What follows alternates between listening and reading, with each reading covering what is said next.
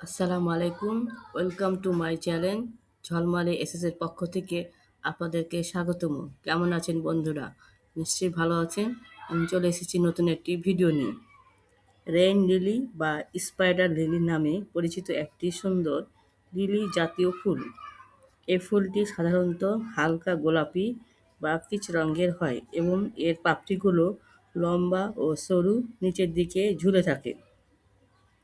ফুলের মাঝখানে লম্বা পরাগদণ্ড থাকে, যা দেখতে খুবই আকর্ষণীয়।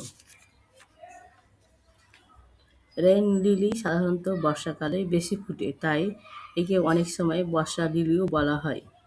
বৃষ্টি হওয়ার পর মাটিতে জমে থাকা আর্দ্রতার কারণে হঠাৎ করে এই ফুল ফুটে ওঠে। এই গাছের সরু ও লম্বা এবং এটি মাটির নিচে থাকা পদ্ম থেকে জন্মায়।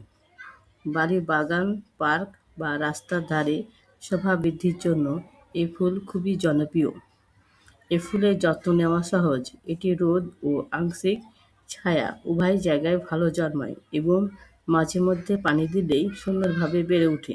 এর নরম রং ও আকর্ষণীয় গঠন বাগানের সৌন্দর্য অনেক বাড়িয়ে দেয়। ধন্যবাদ সবাইকে।